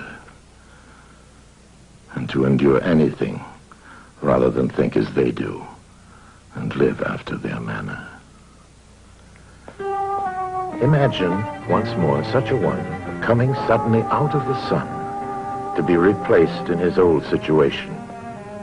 Would he not be certain to have his eyes full of darkness? And if there were a contest of measuring the shadows, and he had to compete with the prisoners who had never moved out of the den, while his sight was still weak, and before his eyes had become steady, wouldn't they all laugh at him and say he had spoiled his eyesight by going up there, and that it was better not to even think of ascending?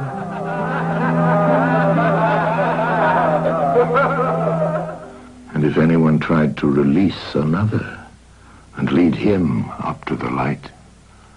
Let them only catch the offender, and they would put him to death.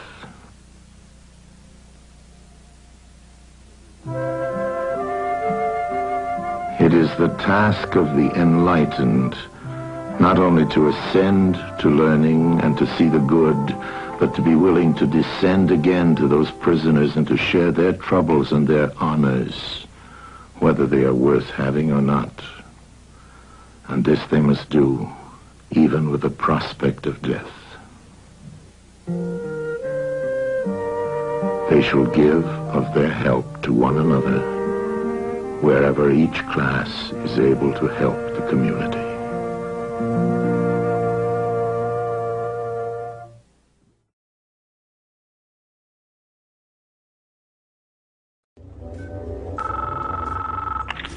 I know you're out there. I can feel you now. I know that you're afraid. You're afraid of us. You're afraid of change. I don't know the future. I didn't come here to tell you how this is going to end. I came here to tell you how it's going to begin. I'm going to hang up this phone, and then I'm going to show these people what you don't want them to see. I'm going to show them a world without you. A world without rules and controls, without borders or boundaries. A world where anything is possible. Where we go from there is a choice I leave to you.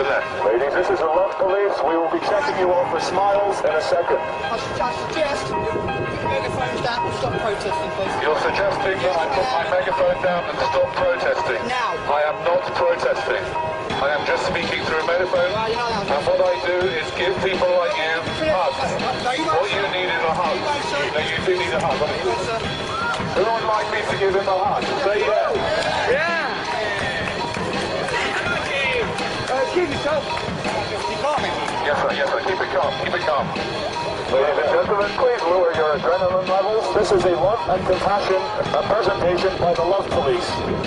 Ladies and gentlemen, this is a message from the Ministry for Health Propaganda and Swine Flu Information. Swine flu is incredibly dangerous, and it is now transmittable through eye contact or smiling at people. Stay miserable. Keep reading newspapers. Keep watching mainstream media on the TV. You are not a unique and beautiful snowflake. You are a consumer. Go back to sleep. Your government is in control. Thinking is boring. Thinking is hard work, and it's not worth the energy. So, if you ever get tempted to think for yourself, quickly distract yourself.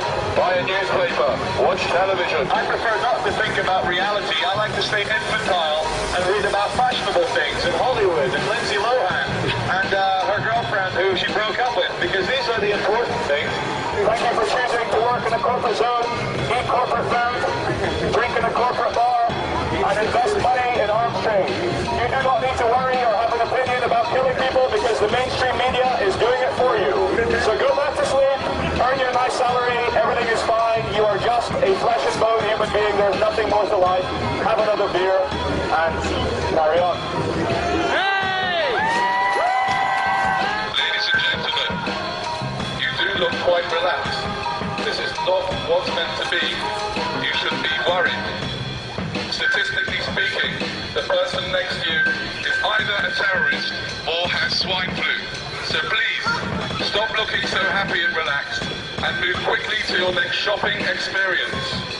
You are wasting shopping time by standing here, madam. Okay, have you got any problem with me just taking a few details? Yes, I do. I do not wish to give my details. Do not wish to give your details? Yeah, I just politely decline.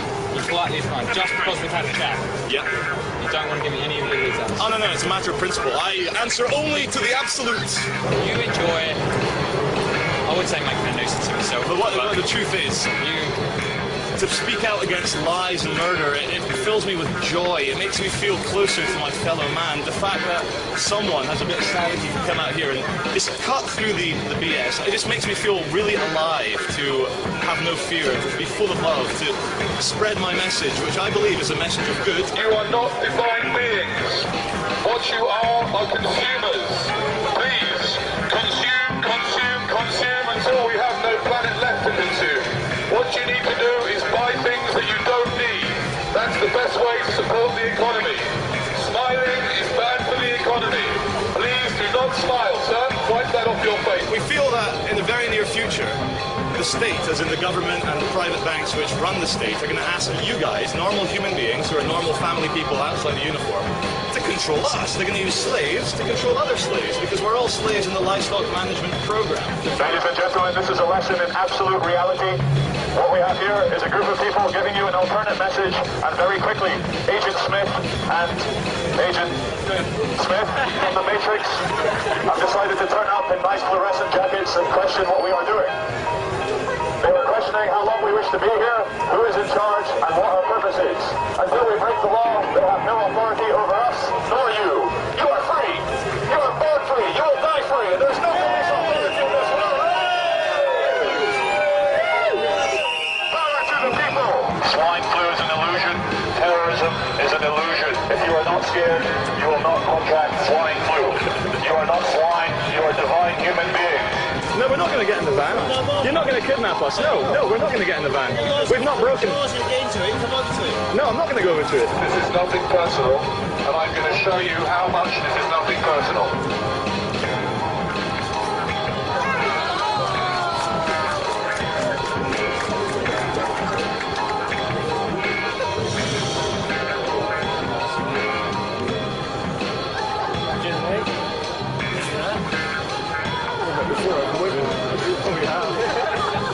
Ladies and gentlemen, the true thing is, I know we're creating a scene, but creating a scene is not illegal. You were born free, you will live free, you will die free. You are allowed to make a scene, you're allowed to scream for joy, you're allowed to complain, you're allowed to cry, you're allowed to love people, you're allowed to hug people. And we're starting to live in a world where we're starting to feel scared. We're starting to forget just how divine and special we are as human beings. Every single one of you is the only example of you that will ever exist. And there's not a single authority on this world who can tell you how to behave in any time, any place, anywhere. You are free, you will live free, you will die free. The only chains that exist are in your mind. You can do anything you want if you put your mind to it. You haven't been brainwashed and conditioned, have you? No, it's all the others. You're not crazy, you're normal. It's the man with a megaphone, he's crazy. So if you see a man with a megaphone on the street, he's probably an attention seeker. Do not give attention seekers any attention. It just makes them do it more. Thank you all the city drones for working for big corporations. Very soon we'll bring about the corporate dream where every single person dresses the same, looks the same, feels the same, thinks the same, earns the same money. We too can sit at a desk for 10 hours a day giving our minds over to a machine. This is the most fulfilling thing in the world, and thank you for not questioning your reality. This is the message from the Ministry for Truth and Propaganda. Thank you for staying as sheep.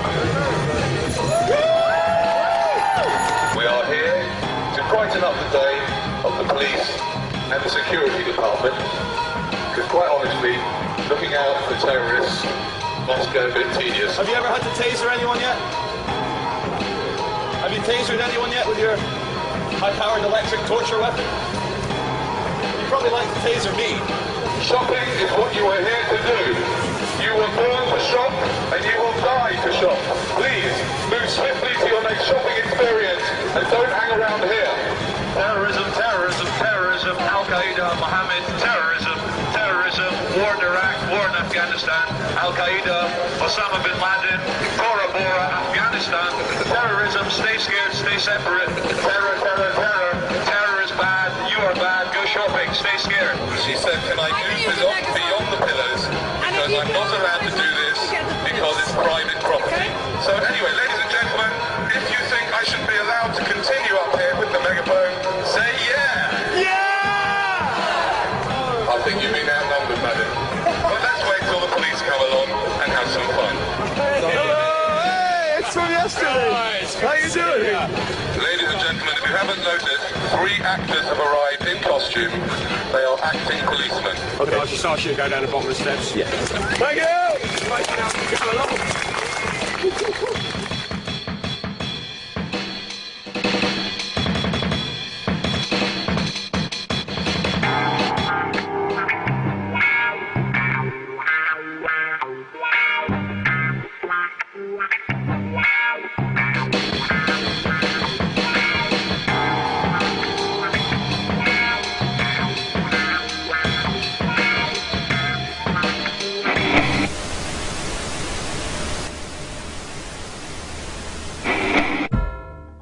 The idea that democracy and some sort of social contract justifies the brutal exercise of violent power over billions is patently ridiculous.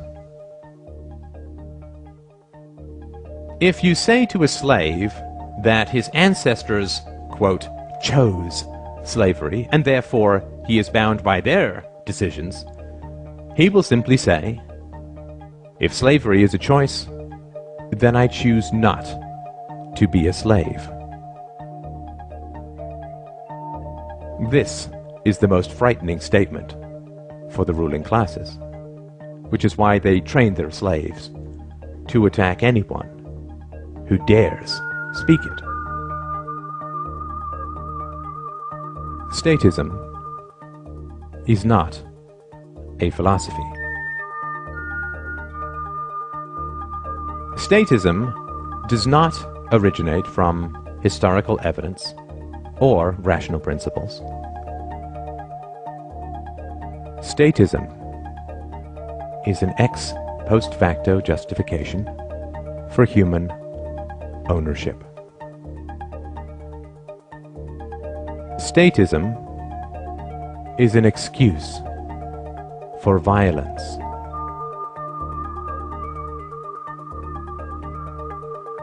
Statism is an ideology, and all ideologies are variations on human livestock management practices.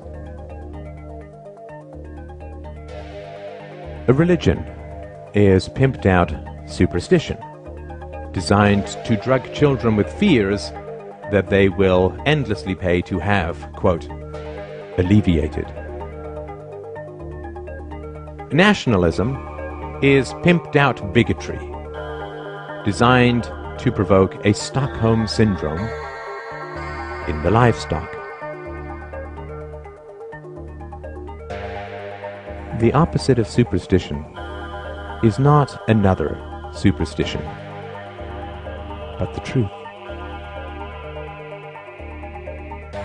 The opposite of ideology is not a different ideology, but clear evidence and rational principles. The opposite of superstition and ideology, of statism, is philosophy. Reason and courage will set us free. You do not have to be livestock. Take the red pill. Wake up.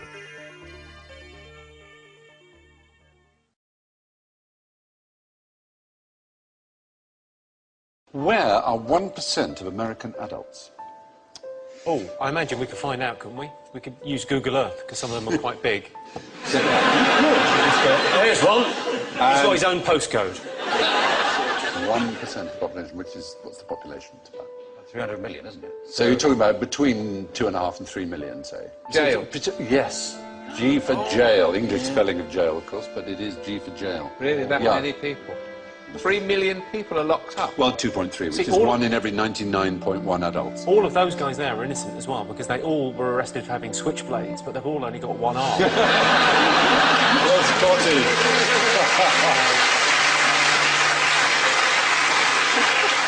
Proportionally, the Americans prison more than twice as many as South Africans, more than 3 times as many as the Iranians, more than 6 times as many as the Chinese. No society in history has imprisoned more of its citizens than the United States of America. We're doing pretty well, though, don't we? We sort of top the European League. We're ahead of China, Turkey, and India. Yes. Yeah, with 148 prisoners per 100,000. It's the 3 strikes and they're out. That's been really the problem. Yeah. I mean, a legal system based on baseball just seems bizarre. Yes. What can we do? We don't seem to understand the law. It's all very complicated. What's simple? What do people like? Baseball. Right then. Here's the rule. 3 strikes and you're out. Yeah. Mental. What it means is if the first 2 strikes, the first 2 crimes you're convicted of are serious enough, the third one, no matter how trivial, will get a life sentence, 25 years or more. So, for example, Leandro Andrade is serving 2 consecutive 25-year terms for shoplifting 9 videotapes. He took 9? Yes. Kevin Webber, 26 years for stealing 4 chocolate chip cookies. It's astonishing. It's really stupid, isn't it? Because if you know you're on this sort of deal... Yes. Yeah. Take 5. Yes, yes. That is the idea, obviously. Do another murder. Do a bank job. There's no point... There's no point doing anything trivial. If No, you're I know. going to get caught. It is a bit bonkers. But the racial numbers are a bit worrying. And the gender numbers, it's 1 in 30 men aged 20 to 34 is behind bars. But for black males, that's 1 in 9. 1 in 9. There are more 17-year-old black people in jail than in college. So 5% of the world are American, 25% of all prisoners Isn't the real are American. controversy with this the business end of it? Well, that's true. It's also, as you say, right, so it is a business. Because it's not just license plate, they make loads of stuff. Well, one of the things I should have said when talking about contraband is that you're not allowed to bring into America anything that's been made by forced labor or prisoners.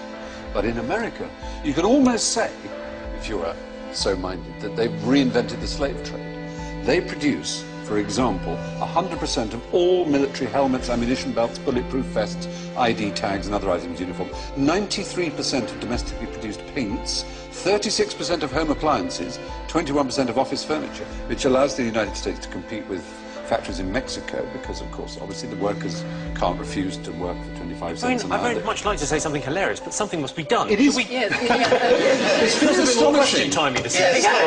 It is a bit amazing, isn't it? Yeah. It's extraordinary. Yeah. It's slavery by the back door. Exactly, isn't it? Plenty for you to work. You get solitary confinement if you refuse to work. Yeah, more than 1 in 100 American adults are in jail.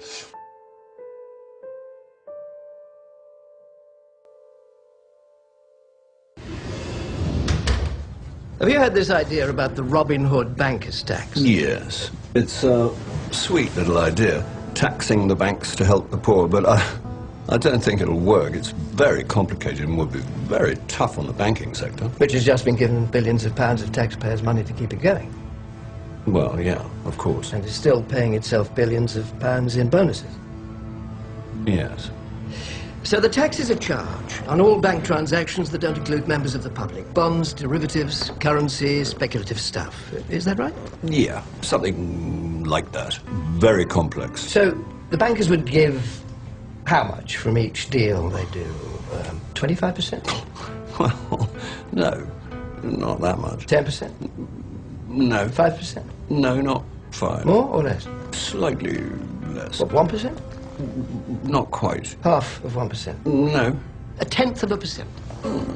No. Half of that? They give around 0.05% of every deal? Yeah, that's about right. And sometimes it'd be even less. That doesn't sound like a lot to most people. No. I can see that. And how much would it raise to help people at home and abroad? Oh, a fair amount, I believe. £1 million a year? No, more than that. £100 million? More. £500 million? Well, £1 billion? No, it's slightly more than that, I'm told. £10 billion? More. £50 billion? Yeah, that sounds about right. In fact, I believe it's likely to be more than £100 billion. Could be double that. Could be more than double. Possibly. Right, so let me get this clear. A tiny tax on the banks could raise billions of pounds every year to help save lives in the poorest countries, fund crucial action against climate change around the world, and help avoid cuts to crucial public services in this country. Gosh. Well, yeah. That is about the, some of it. I don't know. Perhaps it's, quite a good idea.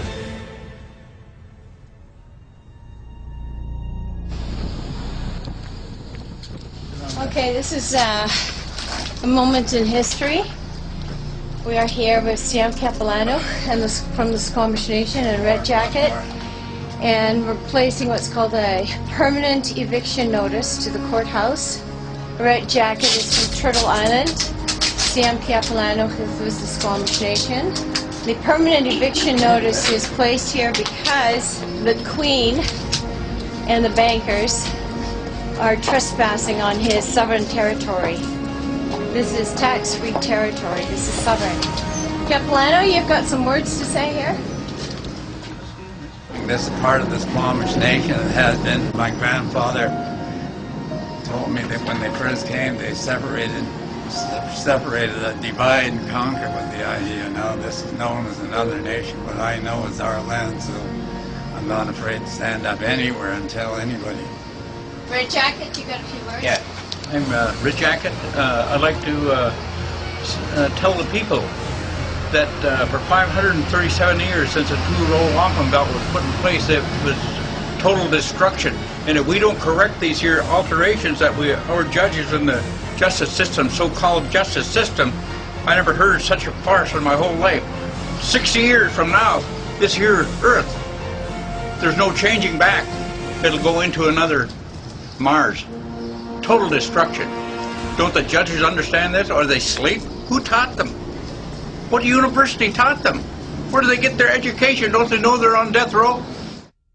We just finished entering and going through a procedure at the Richmond Provincial Court, and what happened was my name got called out. I didn't correct her, which I was kind of thinking of doing, but then I thought, okay, I'm just going to present myself as who I am standing in front of her, because she seemed actually quite like a nice judge. So when she said, when I stepped up to the mic, I said I claim common law jurisdiction. She right away rattled off all the charges and wanted to ignore that statement. And then she asked me, how do I plead? And I said, I do not consent and I waive the benefit. And I think that's a really powerful statement that I want to teach to a lot of people, because when you enter a plea, you enter into a contract.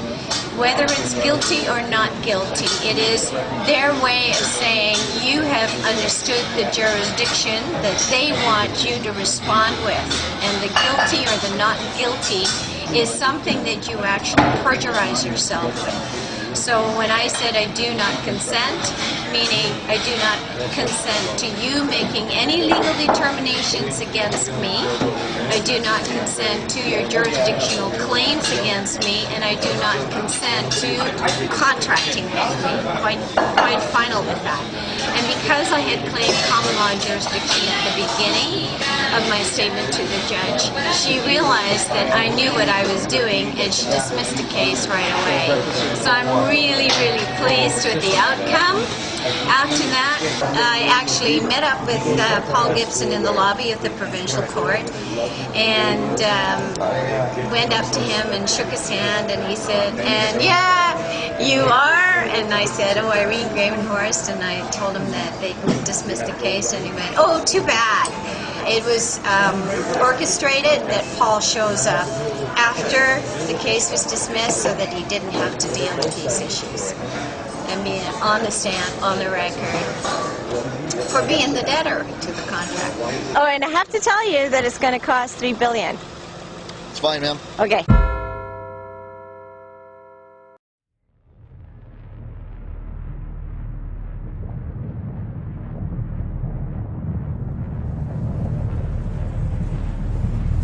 The scientific dictatorships of the future, and I think there are going to be scientific dictatorships in many parts of the world, will be probably a good deal nearer to the Brave New World pattern than to the 1984 pattern. They will be a good deal nearer, not because of any humanitarian qualms in the scientific dictators, but simply because the Brave New World pattern is probably a good deal more efficient than the other, and that there seems to be a general movement in the direction of this kind of ultimate revolution, this method of control by which people can be made to enjoy a state of affairs which, by any decent standard, they ought not to enjoy.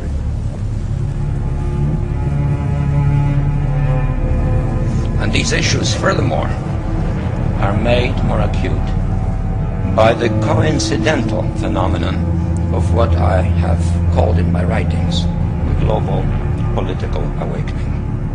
This is a truly transformative event on the global scene, namely that for the first time in human history, for the first time in all of human history, almost all of mankind is politically awake, activated, politically conscious, and interactive.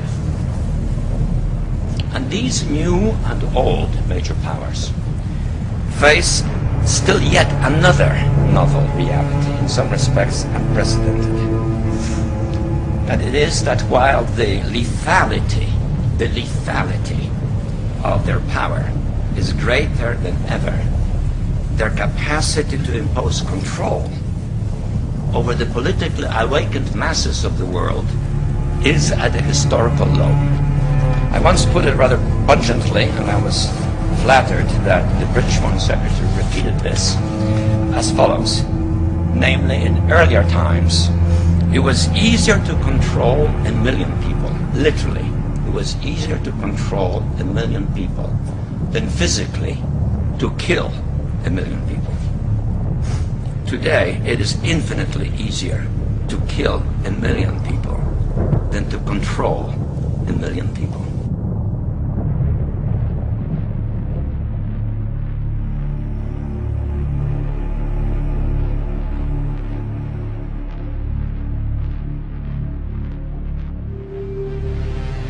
You have a criminal ruling class that have made a religion out of understanding how human beings operate and what makes people tick, a religion out of manipulating the population, a religion out of the elite passing their power on generation to generation. That's what royalty is.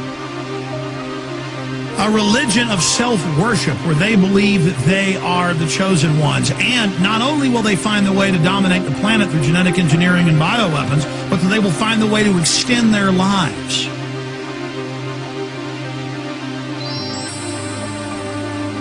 It isn't vanity, it isn't arrogance, it's just love of the species, love of life, love of knowledge, wanting to communicate, wanting to huddle in the cave with your tribe forever, not wanting to leave your loved ones. But imagine the most selfish, the most cunning, the most wicked, the most sadistic, those that would cut corners, those that would lie, those that would stab in the back, and those that would do it the most convincingly. They get the birthright of humanity. They get the great flower of our technology and everything we've built. We're an amazing species. We're not parasites. We're master builders. We're great engineers. We are made in the image of God. We are architects. The sun, the moon, the stars. This is the evidence of the creation. This is the evidence of the incredible beauty and unbelievable gift of life and consciousness. I am thankful for it. I rejoice in it. I appreciate it. And all I wanted to do is defend innocence and try to get people to believe in themselves and to build and to not feel inadequate. Because once Madison Avenue mind control makes you feel inadequate and insecure, they can then sell you whatever lies they want. And they build you into monsters. They turn you into biological androids operating off of outside, artificial, dehumanizing stimuli. Come on, folks, you can figure this out. You can break out of your conditioning. You can realize how they're manipulating us. You can understand their master plan. We can defeat them.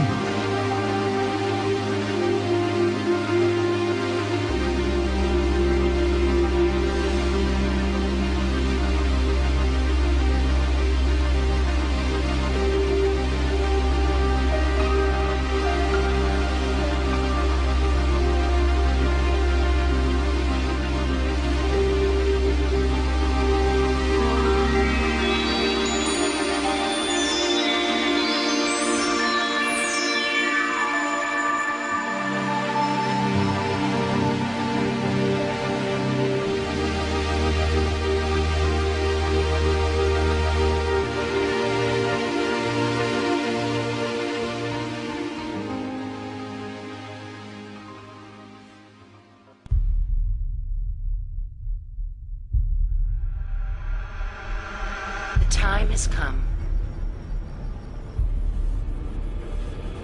The electronic world evolves. Humans and data become closer.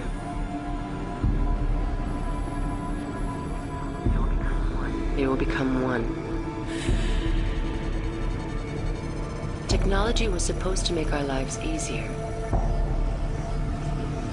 Instead, our lives grow more complicated. It was supposed to liberate us. Instead, it has enslaved us.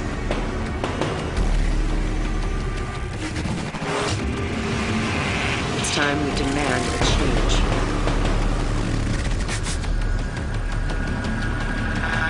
It's time for a revolution. It's not too late.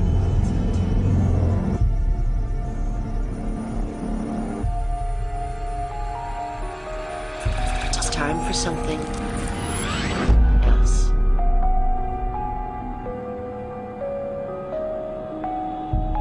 Join us.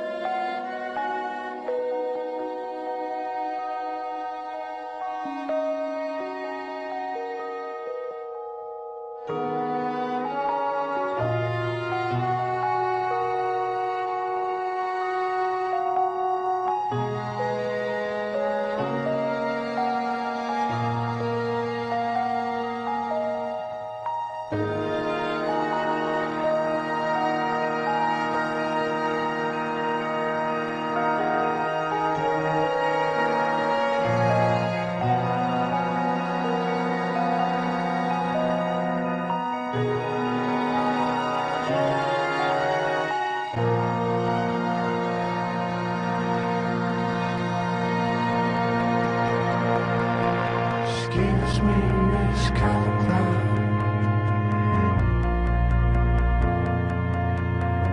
Save me from myself.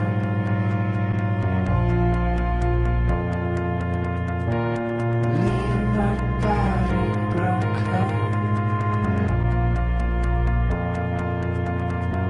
Save me from myself.